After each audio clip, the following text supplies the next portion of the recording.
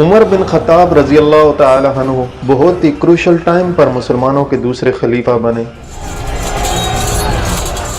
کیونکہ مسلمان اس وقت دنیا کے سب سے بڑی سپر پاورز رومن امپائر اور پرشیم امپائر سے لڑ رہے تھے۔ ان تینوں امپائرز میں فرق یہ تھا کہ رومن امپائر پچھلے 1000 سال سے دنیا کی سب سے بڑی سپر پاور اور پرشیم امپائر بھی پچھلے 800 سال سے دنیا کی دوسری بڑی پاور تھی، اور ان دونوں سے ایک ہی ٹائم پر لڑ کون رہا تھا؟ مدینہ کی ریاست، جو اس سب سے صرف کچھ ہی سالوں پہلے بنی تھی۔ لیکن ان سب چیزوں سے ڈرنے کے بجائے حضرت عمر اور باقی صحابہ نے پہلے خلیفہ حضرت ابو بکر کو رسول اللہ صلی اللہ علیہ وآلہ وسلم کے پاس دفنا دیا، جس کے بعد پہلی بار حضرت عمر مسلمانوں کے خلیفہ بنے۔ جب محمد صلی اللہ علیہ وآلہ وسلم زندہ تھے تو لوگ انہیں رسول اللہ کے ٹائٹل سے پکارتے تھے، لیکن ان کی وفات کے بعد لوگ کنفیوز ہو گئے کہ اب ابو بکر رضی اللہ تعالی عنہ کے لیے کون سا ٹائٹل یوز کیا جائے، تو حضرت ابو بکر رضی اللہ تعالی عنہ نے اپنے لیے بادشاہ اور کسرا جیسے ٹائٹلز چھوڑ کر خلیفہ کا نام چوز کیا، اور اب حضرت ابو بکر کے بعد حضرت عمر نے اپنے لیے امیر المومنین کا ٹائٹل چوز کیا۔ جب حضرت عمر رضی اللہ تعالی عنہ خلیفہ بنے تو مسلمانوں کی ایک فوج خالد بن ولید کی لیڈرشپ میں رومن امپائر میں لڑ رہی تھی، اور ایک دوسری چھوٹی فوج پرشیم امپائر میں تھی، لیکن حضرت عمر کو رومن امپائر کی فوج سے زیادہ پرشیم امپائر کی فوج کی فکر تھی، کیونکہ وہاں خالد بن ولید جیسا جنرل موجود نہیں تھا۔ خلیفہ بننے کے بعد جب انہوں نے دیکھا کہ پورے عرب سے لوگ ان کے ہاتھوں پر بیعت کرنے کے لیے مدینہ آ رہے ہیں، تو انہوں نے اس ٹائم کو یوز کر کے پرشیم امپائر میں مسلمانوں کی مدد کے لیے ایک نئی فوج جمع کرنا شروع کر دی۔ لیکن یہاں ایک بہت بڑا مسئلہ ہوا کہ حضرت عمر مسجد نبوی میں بار بار مسلمانوں کو جہاد کی طرف بلاتے رہے، لیکن پہلی بار انہوں نے دیکھا کہ پرشیم امپائر سے لڑنے کے لیے مسلمانوں میں کوئی بھی تیار نہیں تھا، اور یہ اس لیے نہیں تھا کہ مسلمان لڑ لڑ کر تھک چکے تھے، بلکہ اس لیے کیونکہ انہیں پتا تھا کہ خالد بن ولید پرشیم امپائر میں نہیں بلکہ رومن امپائر میں ہیں، اور ان کے بغیر کوئی بھی جنگ جیتنا امپاسبل ہے۔ یہ دیکھ کر حضرت عمر سمجھ گئے کہ اب جو یہ نئے مسلمان ہیں ان کا یقین اور ٹرسٹ اللہ کے بجائے خالد بن ولید کے ساتھ زیادہ اٹیچ ہے، جو مسلمانوں کی اس امپائر کے لیے بہت بڑا مسئلہ تھا۔ 3 دن کے بعد حضرت عمر نے ایک دن بہت سخت غصے کے ساتھ سپیچ کی تو ان میں سے ایک مسلمان ابو عبید جو صحابی بھی نہیں تھے کھڑے ہوئے اور کہا میں جہاد کے لیے تیار ہوں، جس کے بعد آہستہ آہستہ اور بھی لوگ سامنے آنے لگے، تو حضرت عمر رضی اللہ تعالی عنہ نے 1000 کی فوج بنائی اور اس کا لیڈر ابو عبید کو بنا کر پرشیم امپائر کی طرف روانہ کیا۔ لیکن یہ ایک بہت بڑا رسک تھا، کیونکہ اگر یہ فوج پرشیم امپائر سے ہار جاتی تو اس کے بعد خالد بن ولید کے بغیر کوئی بھی مسلمان کبھی جنگ نہیں لڑتے، اور ایسا ہی ہوا، یہ فوج پرشیم امپائر میں بہت ہی بری طرح ہار گئی۔ لیکن ویٹ، یہ مسلمان ابھی راستے میں ہیں، ابھی تک پہنچے نہیں۔ جب یہ فوج پرشیم امپائر کی طرف آہستہ آہستہ جا رہی تھی تو ادھر رومن امپائر میں مسلمانوں نے خالد بن ولید کی لیڈرشپ میں اس زمانے کے شام سیریا کی سب سے امپورٹنٹ سٹی دمشق کو ہر طرف سے گھیر چکے تھے، اور اس فوج کو کافی عرصے تک پتہ ہی نہیں تھا کہ ابو بکر رضی اللہ تعالی عنہ وفات پا چکے ہیں اور ان کے بعد مسلمانوں کے نئے خلیفہ حضرت عمر بنے ہیں۔ تو خالد بن ولید کی لیڈرشپ میں یہ فوج کئی دن تک کوشش کرتی رہی کہ کسی طرح اس قلعے کے اندر گھس سکے، لیکن دمشق کوئی عام سٹی نہیں تھی، اس سے اس زمانے میں پیراڈائز آف سیریا کہا جاتا تھا، مطلب سیریا کی جنت، اور اب تک عرب اپنا سب سے بڑا امپورٹ اسی سٹی سے کیا کرتا تھا۔ جب دمشق اس علاقے میں سب سے پاورفل سٹی تھی، اور اس زمانے میں یہ عربوں کے لیے ایسی سٹی تھی جس طرح آج لوگوں کے لیے نیو یارک، تو مسلمانوں نے اس وقت کی سب سے پاورفل سٹی دمشق کو ہر طرف سے گھیر لیا تھا، اور خالد بن ولید نے سٹی کے ہر مین گیٹ پر اپنے سب سے بیسٹ جنرلز کو کھڑا کیا تھا، جن میں سے ایک جنرل کا نام ابو عبیدہ بن جراح تھا۔ آخر بہت کوشش کرنے کے بعد بھی دمشق فتح نہیں ہو سکا، لیکن پھر ایک دن اچانک دمشق سے ایک آدمی خالد بن ولید کے پاس آیا اور بتایا کہ کچھ ہی دن پہلے دمشق کے لیڈر کے گھر بیٹا پیدا ہوا ہے، جسے سیلیبریٹ کرنے کے لیے انہوں نے ایک بہت بڑی پارٹی رکھی ہے، جس میں رومن امپائر کی فوج کو بھی بلایا گیا ہے، اور اس پارٹی میں یہ سب اتنی شراب پیئیں گے کہ کوئی بھی اپنے ہوش و حواس میں نہیں رہے گا۔ तो खालिद बिन वलीद ने इसी रात मुसलमानों के एक ग्रुप को इस गेट के सामने खड़ा कर दिया और फिर खुद सिर्फ कुछ और मुसलमानों के साथ बिल्कुल खामोशी से दिमश्क की दीवार पर चढ़कर अंदर घुस के और अंदर से मुसलमानों के लिए गेट खोल दिया। और इस तरह मुसलमानों की फौज का एक समुंदर किले के अंदर घुस गया और बहुत तेजी से मुसलमान ईस्टर्न साइड से इस किले को फतह करने लगे। लेकिन इस किले का जनरल इस सिटी की दूसरी साइड पर बैठा हुआ था, तो जब इसे पता चला कि अब इसके पास कोई दूसरा ऑप्शन नहीं है और मुसलमान किले में घुस चुके हैं और कुछ ही देर में मुसलमान इस पूरे सिटी को फतह कर लेंगे,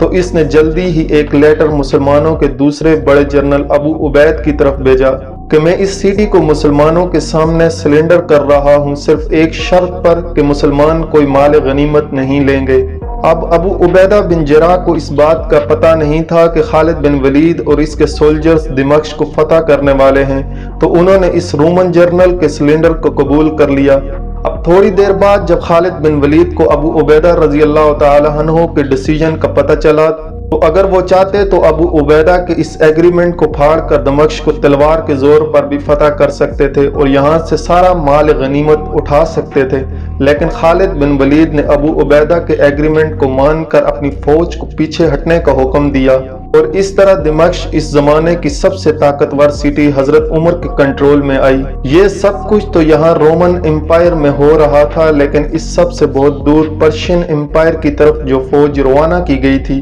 वो बिल्कुल पहुंचने ही वाली थी और पहुंचने के साथ ही अबू उबैद ने देखा कि पर्शियन एम्पायर सामने से बहुत बड़ी फौज तैयार कर चुकी है। जब अबू उबैद मुसलमानों की फौज लेकर पर्शियन एम्पायर पहुंचे, अबू उबैद नॉट अबू उबैदा, ये दो डिफरेंट शख्सियत हैं। अबू उबैद और इनकी फौज ने पर्शियन एम्पायर पहुंचकर देखा कि पर्शियन बादशाह ने खालिद बिन वलीद की एब्सेंस में मुसलमानों के खिलाफ 3 बड़ी फौजें तैयार की हैं जो बहुत तेजी से मुसलमानों की तरफ बढ़ रही हैं। आखिर मुसलमान अफवाज और पर्शियन फौज इस ब्रिज के सामने एक दूसरे के आमने सामने हुई, तो पर्शियन जनरल ने मुसलमानों को ये ऑफर दी कि या तो आप ब्रिज क्रॉस करके इस तरफ आएं या हमें उस तरफ आने दें। अब यहाँ अबू उबैद से एक बहुत बड़ी गलती हुई, उन्होंने अपने मुसलमान जनरल्स की बात नहीं मानी और खुद मुसलमानों की फौज को ब्रिज क्रॉस करने का हुक्म दिया। अबू उबैद खुद सहाबी नहीं थे और इनकी उम्र भी बहुत कम थी। जब हजरत उमर ने उन्हें मुसलमानों की फौज का जनरल बनाया तो सहाबा ने कहा कि आप इसे नहीं बल्कि किसी सहाबी को जनरल बनाएं, लेकिन अबू उबैद वो वाहिद इंसान थे जो सबसे पहले जहाद के लिए खड़े हुए थे। इसीलिए हजरत उमर ने उन्हें एक ऐसी फौज का कमांडर बनाया जिसमें इनके अंडर बहुत सारे सहाबा इकराम भी थे। आखिर मुसलमानों की फौज जो ऑलमोस्ट 9000 थी, उन्होंने ब्रिज क्रॉस कर लिया और जंग शुरू हुई। रोमन एम्पायर में दिमश्क और पर्शियन एम्पायर की हीरा सिटी फतह करने के बाद अब दुनिया में हर कोई मुसलमानों को एक सीरियस थ्रेट समझने लगा था। तो जब अबू उबैद अपने घुड़सवारों को पर्शियन एम्पायर पर हमले का हुक्म दिया, तो वो सामने पहली बार पर्शियन एम्पायर की फौज में हाथियों को देखकर बिल्कुल डर गए और आगे बढ़ने के बजाय पीछे भागने लगे। ये देखकर पर्शियन एम्पायर ने मुसलमानों पर हमला कर दिया और इनके हाथी बहुत सारे मुसलमानों को शहीद करने लगे। एक हाथी ने अबू उबैद को इनके घोड़े से गिरा दिया और फिर इनके सीने पर पांव रखकर बिल्कुल क्रश कर दिया। यह हिस्ट्री में पहली दफा था कि किसी जंग में मुसलमानों के जनरल को शहीद किया गया हो। तो जब मुसलमानों ने अपने जनरल को गिरता हुआ देखा, इनका हौसला बिल्कुल टूट गया और वो जंग के मैदान से पीछे हटने लगे। जब मुसलमान भागकर ब्रिज तक पहुंचे तो उन्होंने देखा कि ब्रिज को किसी ने तोड़ दिया। अब या तो इस ब्रिज को मुसलमानों की फौज में से किसी ने तोड़ा था या इसे अबू उबैद के हुक्म पर ही तोड़ा गया था, ताकि मुसलमानों के लिए जंग छोड़ना इम्पॉसिबल हो जाए। तो अब जब कोई और रास्ता भी नहीं था तो बहुत सारे मुसलमान दरिया में कूदने लगे। ये सब देखकर मुसलमानों के दूसरे जनरल मनसा ने फौज को दोबारा ऑर्गेनाइज किया और पर्शियन पर पूरी ताकत के साथ एक आखिरी बार हमला कर दिया और पीछे खड़े मुसलमानों को ये आर्डर दिया कि जल्द से ब्रिज को ठीक कर दो। आखिर मसना की बहादुरी की वजह से 3000 मुसलमान ब्रिज को क्रॉस करके इस साइड पर आए, लेकिन 9000 में से सिर्फ 3000 मुसलमान ब्रिज क्रॉस कर सके। मतलब 6000 मुसलमान इस जंग में शहीद हुए। ये पहली बार हुआ था कि मुसलमान कोई भी जंग इतनी बुरी तरह हार जाएं। और ये जंग हजरत उमर की खिलाफत की पहली जंग भी थी जिसमें उन्हें शिकस्त हुई। ایک بار پھر مسلمانوں نے دیکھا کہ ایک طرف خالد بن ولید کی لیڈرشپ میں انہوں نے دمشق جیسے عظیم سٹی کو فتح کر لیا اور دوسری طرف مسلمان پرشیم امپائر میں ایک عام سی جنگ ہار گئے، جس کے بعد یہ باتیں پوری امپائر میں پھیلنے لگی کہ اس سے پہلے جب خالد بن ولید پرشین امپائر میں تھے تو وہاں مسلمان ہر جنگ جیت رہے تھے اور رومن امپائر میں مسلمان ہار رہے تھے۔ پھر جب خالد بن ولید پرشیم امپائر سے رومن امپائر کی طرف گئے تو رومن امپائر میں مسلمان جنگ جیتنے لگے اور پرشین امپائر میں ہار گئے۔ ان سارے حالات سے ینگ مسلمانوں کا یہ مائنڈ سیٹ بننے لگا کہ جنگ میں فتح صرف سیف اللہ خالد بن ولید کی لیڈرشپ میں ہی مل سکتی ہے اور ان کے بغیر چاہے جو بھی ہو جنگ نہیں جیت سکتے۔ تو جب خالد بن ولید مسلمانوں کی فوج کے جنرل ہوتے تھے تو ان کی فوج بھی فل مورال کے ساتھ لڑتی تھی، لیکن جب خالد بن ولید نہیں ہوتے تھے تو مسلمان اس پیشن کے ساتھ نہیں جنگ لڑتے تھے۔ ان ساری باتوں کا مدینے میں بیٹھے مسلمانوں کے خلیفہ حضرت عمر رضی اللہ تعالی عنہ کو بہت اچھی طرح پتا تھا، تو ان سارے حالات کو کنٹرول کرنے کے لیے انہوں نے ایک بہت ہی سخت ڈیسیژن لیا کہ اب ٹائم آ گیا ہے کہ مسلمانوں کی اس فوج کے عظیم جنرل خالد بن ولید کو ان کی پوزیشن سے ہٹا دیا جائے اور ان کی جگہ ایک نیا آرمی چیف لگایا جائے۔